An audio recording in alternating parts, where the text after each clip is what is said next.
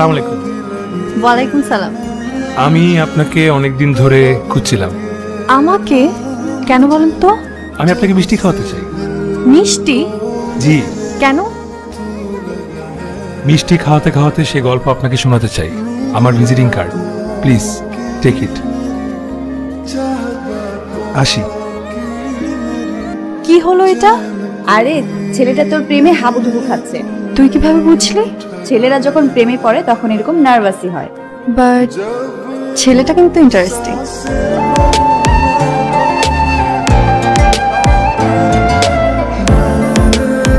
Hello, আপনি যে মেয়েকে মিষ্টি খাওয়ানোর জন্য খুঁজছিলেন আমি সেই মেয়ে। আসসালামু আলাইকুম। ওয়ালাইকুম সালাম। Thank you. আমি ভাবিনি আপনি কল করবেন। আমার না খুব জানার ইচ্ছা, আপনি আমাকে কেন মিষ্টি খাওয়াতে চান? একসঙ্গে মিষ্টি খেতে খেতে আপনাকে মিষ্টি খাওয়ানোর গল্পটা আমি শোনাতে চাই। ওকে, তাহলে দেখা হোক।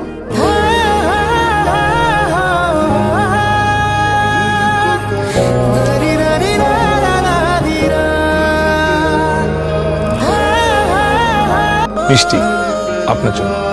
এখন কারণ বল। আমার প্রমোশন হয়েছে, বেতনও বেড়েছে। তো আমার আপনার জন্যই তো বেড়েছে। আমার জন্য? আপনাকে প্রথমবার দেখার পর থেকেই আমার লাইফে সবকিছু পজিটিভ হচ্ছে। আচ্ছা, আপনি কি নার্ভাস হয়ে বলতে বলছেন? না, আজকে আমি এতটাই কনফিডেন্ট যে নির্লজ্জের মতো বলতে পারি আমি আপনাকে ভালোবাসি। হোয়াট? ধরুন ঝুম বৃষ্টি হচ্ছে, সেখানে একটা ছেলেকে আপনি দেখলেন। দেখার পর থেকে আপনার মনে একটা শান্তির অনুভূতি নেমে এলো, কিন্তু হুট করে এই ছেলেটা কোথাও। তখন আপনি কি করবেন? কিছুই করব না। বাসায় যাব, এক কাপ চা খেতে খেতে ছেলেকে ভুলে যাব। এটাই তো সমস্যা। আমি বাসায় গিয়ে চা খেতে খেতেও আপনাকে ভুলতে পারিনি। You are so funny. You are a খুনি। খুনি? আপনার এই হাসি দিয়ে কতগুলো ছেলেকে খুন করছেন, কখনো মনে দেখছেন? আসি, ভালো থাকবে। তাহলে নেক্সট আবার কবে দেখা হচ্ছে? কখনোই না, কারণ আপনার সাথে দেখা হওয়ার কোনো কারণ নাই। তুই কি শিওর বৃষ্টি বালক আর পাত্তা দিবি না? তাহলে দেখা করতে গেলে কেন? Only curiosity. কিন্তু দোস্ত, বৃষ্টি বালক কিন্তু সেই নীলা, বাদ দে তো। কিন্তু দোস্ত, আমার কেন জানি মনে হয় বৃষ্টি বালক তোর মনে একটু হলেও জায়গা করে নিয়েছে।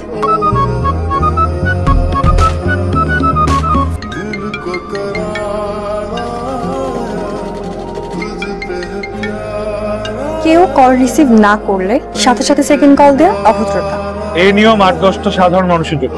প্রিয় মানুষ কল না ধরলে টেনশন বাড়ে, আর টেনশন বাড়লে টেনশন কমানোর জন্য বারবার কল দেওয়ার নিয়ম আছে। এখন বলেন কি বলবেন? একটা ইন্টারেস্টিং গল্প শোনাতে চাই তোমার। এই, আপনি আমাকে তুমি বললেন কেন? ভালোবাসার মানুষকে আপনি করে বলা যায় না, তুমি বলতে হয়। খবরদার, আপনি আমাকে তুমি করে বলবেন না, আপনি বলবেন। তাহলে আমাদের সম্পর্কটা আপনি আপনি না, তুমি তুমিও না। আমাদের সম্পর্কটা হবে আপনি তুমি। মানে? কারণ তুমি আমাকে ভালোবাসো না, তাই তুমি আমাকে আপনি করে বলবা, আর আমি তোমাকে তুমি করে বলবো, কারণ আমি তোমাকে ভালোবাসি। আমার না আপনার কল রিসিভ করাই ভুল হয়েছে। বাই। একটা স্পেশাল গল্প বলতে তোমাকে ফোন দিয়েছিলাম, প্লিজ শোনো, প্লিজ। বলেন, তাড়াতাড়ি বল। গল্পটা জাপানি লেখক হারুকি মুরাকামি। এক সুন্দর সকালের গল্প। রাস্তা দিয়ে যাওয়ার সময় একটি ছেলে হঠাৎ খেয়াল করে তার দিকে একটি মেয়ে এগিয়ে আসছে। মেয়েটিকে দেখেই তার খুব ভালো লাগে। বারবার মনে হতে থাকে এই মেয়েটি আমার জন্য 100% পারফেক্ট। সৃষ্টিকর্তা মেয়েটি আমার জন্য বানিয়েছে। ছেলেটি ভাবলো যে করেই হোক মেয়েটির সাথে কথা বলবে, কিন্তু কি বলবে খুঁজে পায় না। পরে ভাবলো যা থাকে কপালে, সত্যিটাই বলবো। এদিকে মেয়েটি একেবারেই তার কাছে চলে এলো। জাস্ট কয়েক সেকেন্ডের মধ্যে মেয়েটি তাকে ক্রস করে চলে যায়। অস্থির হয়ে যায় ছেলেটি, কি বলবে সে। ঠিক তখনই ছেলেটার মাথায় দারুণ একটা বুদ্ধি আসলো। সে গিয়ে বলল, কি বললো? বাকিটা কখনো সামনাসামনি দেখা হলে তখন বলবো। বাই। অদ্ভুত তো। পাখি ধরা তোমাকে পড়তেই হবে এই বুকের খাঁচায়। গল্পের শেষটা কি? ও মাই গড, আমি স্বপ্ন দেখতেছি। গল্পের শেষটুকু জানতে চাই। আরেকবার দেখা করো, বলবো। আমি এখন আমার প্রিয় জায়গায় বসে আছি। গল্পের শেষটুকু যদি এখানে বসে শুনতে পারি তাহলে খুব ভালো লাগবে। তার চেয়ে বেশি ভালো লাগবে যদি তোমার প্রিয় জায়গায় আমি তোমার সামনে বসে গল্পটা তোমাকে শোনাই। ঠিক আছে, চলে আসে। তবে এটাই কিন্তু আমাদের শেষ দেখা। ওকে ওকে। বিল্টু ভাই, আমি উঠলাম। ফাঁকিবাজি না?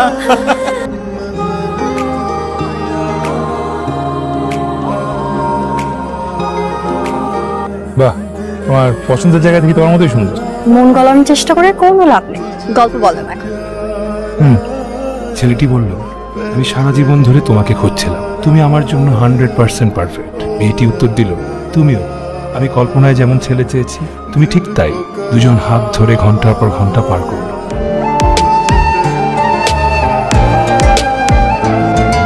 তারপর হঠাৎ দুজনেরই মনে হলো সত্যি কি তারা একজন আরেকজনের জন্য পারফেক্ট।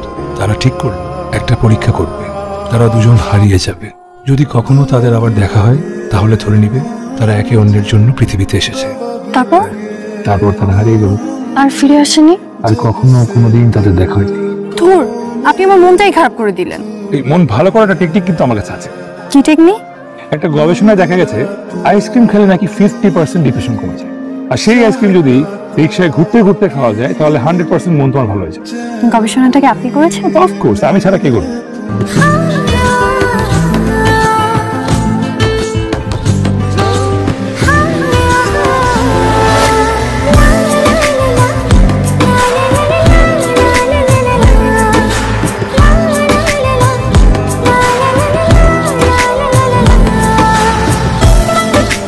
তোমার জন্য gift. This is very cute. এই গিফট কেন? বৃষ্টি আর আমাদের প্রেম। ঠিক আছে না গিফটটা? পারফেক্ট। চলো গল্পের শেষটা নতুন করে লিখি। কিভাবে? আমি একটা ভুল মানুষকে ভালোবাসতাম। সেই ভুল মানুষের নাম তানভীর।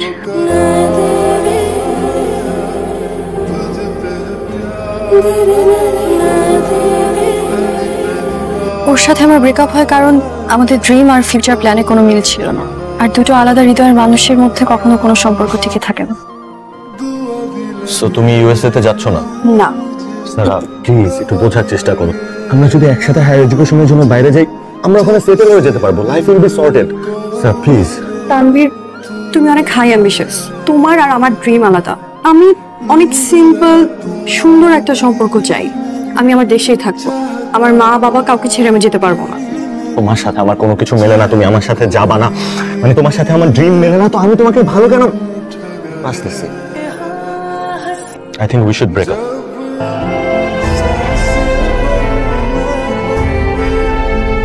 ব্রেকআপের পর আমার কিছুদিন মন খারাপ ছিল, কিন্তু যেদিন বছরের প্রথম বৃষ্টি এলো সেদিন বৃষ্টিতে ভিজতে ভিজতে ভেবেছি সব দুঃখ কষ্ট ধুয়ে মুছে ফেলবো। ঠিক তখনই তোমার সঙ্গে দেখা। তোমাকে দেখে আমারও প্রথম মনে হয়েছিল তুমি আমার জীবনের পারফেক্ট মানুষ। তাই আমাদের গল্পের শেষটা এভাবে হবে, 1 বছর আমরা কেউ কারোর সাথে কোনো যোগাযোগ রাখবো না। হ্যাঁ, যদি এই 1 বছরে আমরা কেউ ফিল করি চোখের আড়ালে থেকে আমাদের ভালোবাসা কমেনি, উল্টো অনেক গুণ বেড়ে গেছে, তাহলে বুঝবো তুমি আমার জন্য আর আমি তোমার জন্য পারফেক্ট। পাগলামি। এই পাগলামিটা করা খুব প্রয়োজন। যদি 1 বছরে তোমার বা আমার কারো মনে হয় ভালোবাসা কমে গেছে, তাহলে সে এখানে আসবে না। আর যদি কেউ না আসে তাহলে তাকে কেউ খুঁজবো না। তবে 1 বছর পর ঠিক এই সময়ে ঠিক এইখানে আমাদের দেখা হবে। আর যদি পারফেক্ট না হই তাহলে দেখা হবে না। সারা প্লিজ। সারা প্লিজ যাবো না। শাওন, আমি এক্সাইটেড। তোমাকে কতটা ভালোবাসি এটা পরীক্ষা দেওয়ার একটা সুযোগ পেলাম। ঠিক আছে, তাহলে আমিও তোমার মতো এক্সাইটেড। আসি। সারা, শাওন প্লিজ। তোমাকে একটা বার জড়াই ধরে। না।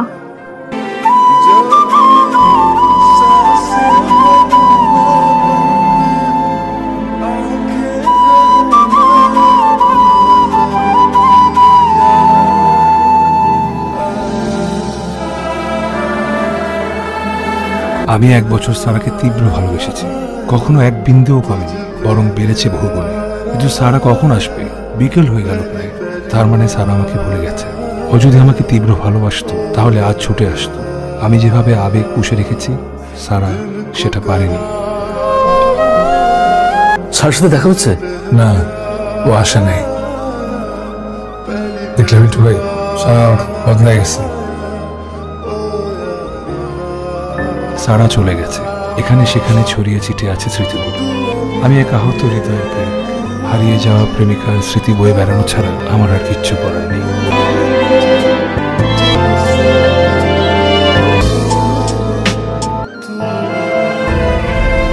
সারাকে আপনি ভুল বুঝবেন না, ও আপনাকে প্রচন্ড ভালোবাসে। এটা বলছি সারাকে ভালোবেসেছেন, সারাও ঠিক সেভাবে আপনাকে ভালোবেসেছে। ইনফ্যাক্ট আপনাদের দেখা হবার দিনে সারা কিন্তু খুব এক্সাইটেড ছিল, সেদিন অনেক সেজেছিল।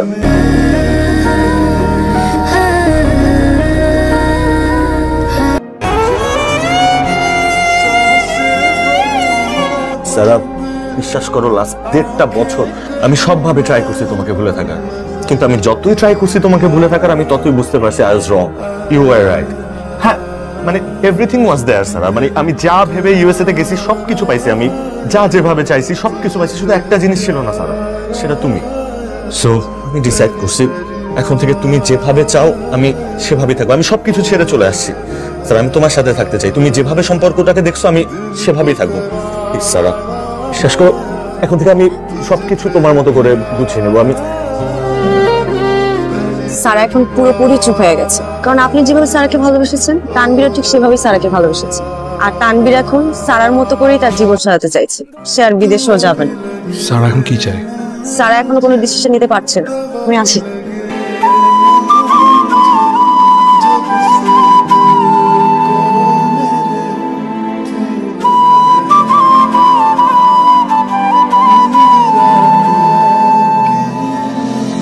আমি সব শুনেছি, নীলা আমাকে বলেছে। আমি এখন কি করব? আমি তোমাকে কোনো প্রেশার দিচ্ছি না, যেটা তোমার মন চাবে তুমি সেটা।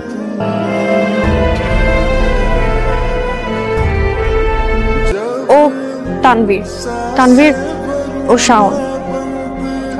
আমি আপনার ব্যাপারে অনেক শুনেছি। আমিও।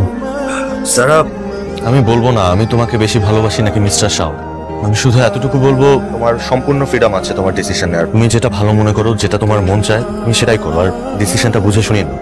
তোমাদের সাথে আমার কিছু কথা আছে, কাল বিকেলে আমার প্রিয় জায়গায় তোমরা চলে এসো।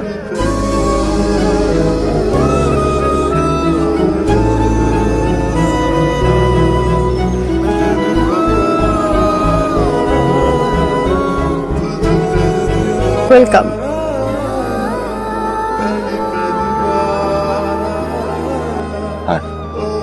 তোমরা দুজনই আসলে আমার খুব প্রিয়। আমি আসলে দুজনের মধ্য থেকে একজনকে বেছে নিতে পারবো না, তাই তোমাদের জন্য ছোট্ট একটা গেম অ্যারেঞ্জ করেছি। এখানে 100টা কাগজের টুকরা আছে, 50টাতে শাওন তোমার নাম আর বাকি 50টাতে তানভীর তোমার নাম। এগুলো এলোমেলো করা আছে, একজনের নাম উঠবে, যার নাম উঠবে আমি তার হাতেই ধরবো। লাইফটা কি একটা লটারি? তোমার মন কি বলে সেটা বলো। লাইফটা লটারি না, কিন্তু ভাগ্য একটা অদ্ভুত সিচুয়েশনে আমাকে এনে ফেলছে, তাই ভাগ্যকে ভাগ্য দিয়ে নির্ধারণ করতে চাই। তারা এগুলো অনেক চাইল্ডিশ বিহেভিয়ার, আমি তো বললাম তোমার যা ইচ্ছা তাই করো, তাও অ্যাটলিস্ট এই বাচ্চামিটা বাদ দাও। ভালোবাসা মানেই তো বাচ্চা, আমি ডিসিশন নিতে পারছি না, তো ভাগ্যকে ভাগ্য দিয়ে নির্ধারণ করতে চাই।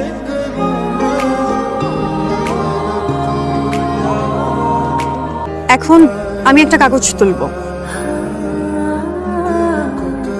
খোলো। আপনি খুলুন না। আমি পারবো না, আপনি খুলুন। আচ্ছা থাক, আমি খুলে তোমাদের সামনে ধরি।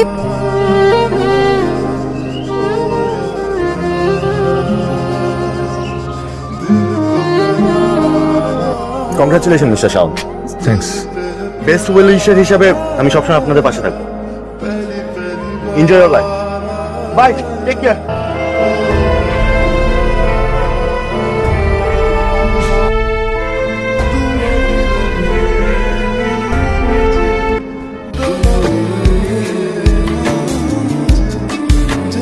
ফাইনালি আমি কি তোমাকে একবার জড়া ধরতে পারি?